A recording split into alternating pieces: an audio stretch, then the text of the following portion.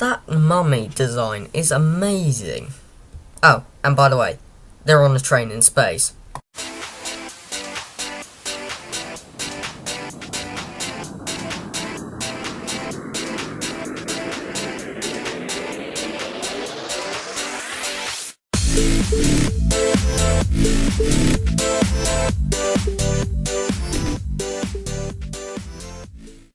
So, this episode is a really interesting one, both in the episode and the promotional material, because they chose to not include Clara in it, in the promotional material. Even though she's in the episode, she wasn't in the pictures, the credits on the Doctor Who website, any of the trailers.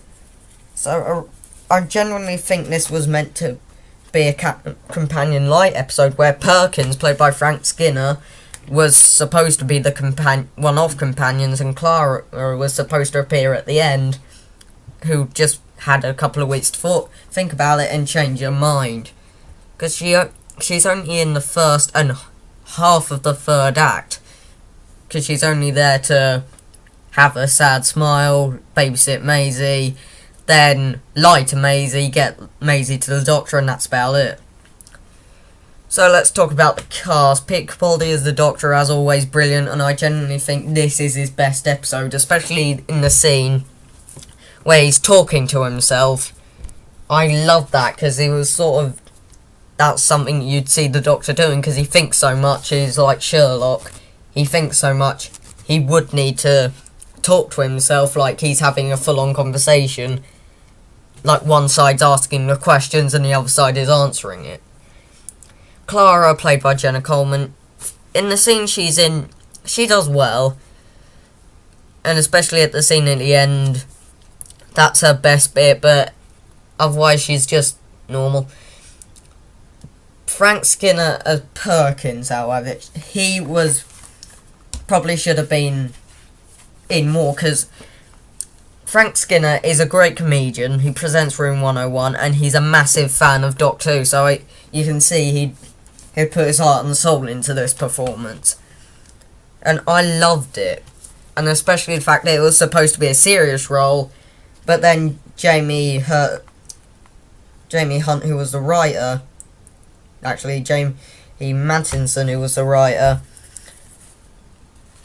wrote in some gags just so Frank Skinner could make it more of his own, which I really appreciated. Captain Quill as David, played by David Bamber, Gus, played by John Sessions, and Professor Morehouse, played by Christopher Vills. They all had their scenes in which they got their own time to shine in, and then at the third act they were just all shoved together. And I like the fact that Perkins said, "Can we get a new expert?" Probably because Professor Morehouse was just too depressing for him. And Jamie Hill, who played the Foretold, he didn't really have to speak, he just needed to walk around like he's weak and being forced to live, and when he saluted at the end, I suppose he had to look like his arm was fragile, and I really, really loved the Foretold, because I'm happy that the prosthetics made it look like not just a normal bandage up mummy. The bandages were falling off, you could see his eyes, teeth and rib cage, and most of it was worn down, so you could tell he's been around for thousands of years. Jamie Mattinson, who was the writer, brilliant. Loved the writing, could tell this was his sort of setting, and I loved it. And Paul Wilmhurst directed again. He is up there. So far we've had Ben Wheatley and Paul Wilmhurst, who've directed 2 episodes each, and this has just been a great episode. And Douglas McKinnon, I think, directed 2 episodes, but the directors this year are just really, really massive improvement. So, Foxes, I'll talk about. when I first heard that she was going to be in Doctor Who, I was sort of worrying, oh no, can she act? I wasn't sort of worrying about Kylie Minogue acting in Voyage of Dan, because she was in Neighbours quite a long time ago, and she could act. But Fox's was only singing a jazz version of Don't Stop Me Now by Queen. And I like that. And they released a full version with clips of various episodes of Series 8, including ones we haven't seen yet, as a sort of Series 8 music video. And that's a really good thing that they chose to do that. And, as I said, Perkins was probably meant to be a Craig-type character.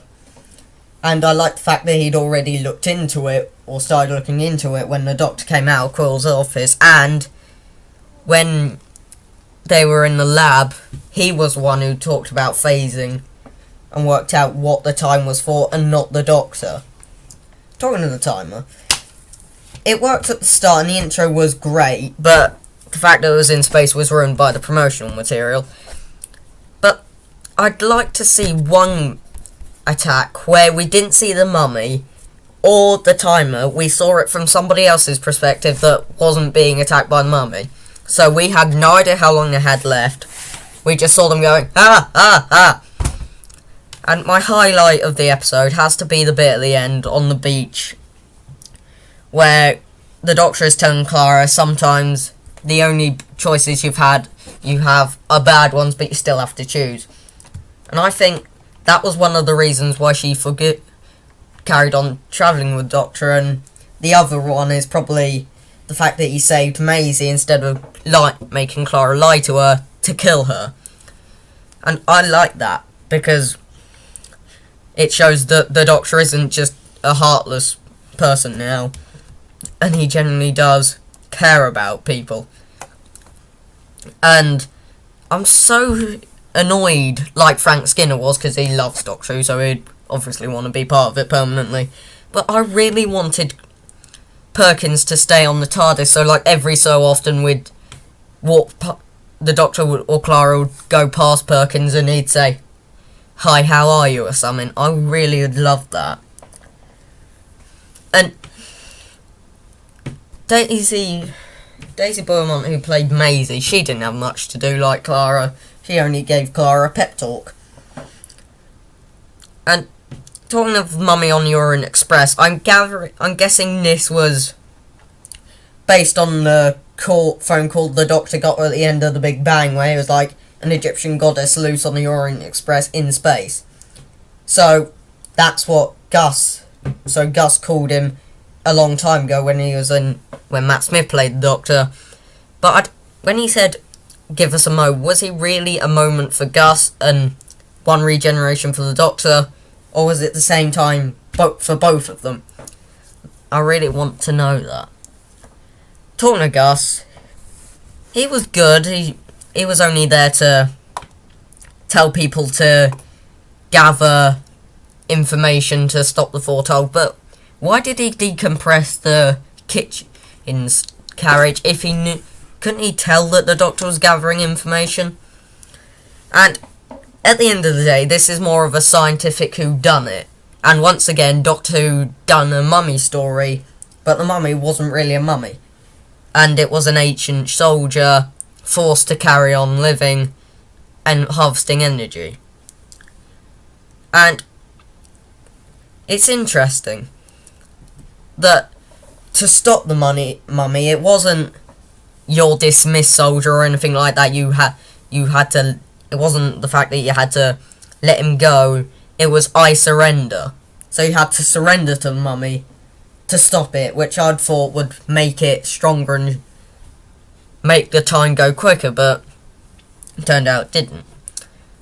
But the only problem I did have was, to be honest, the way they used Danny in this episode.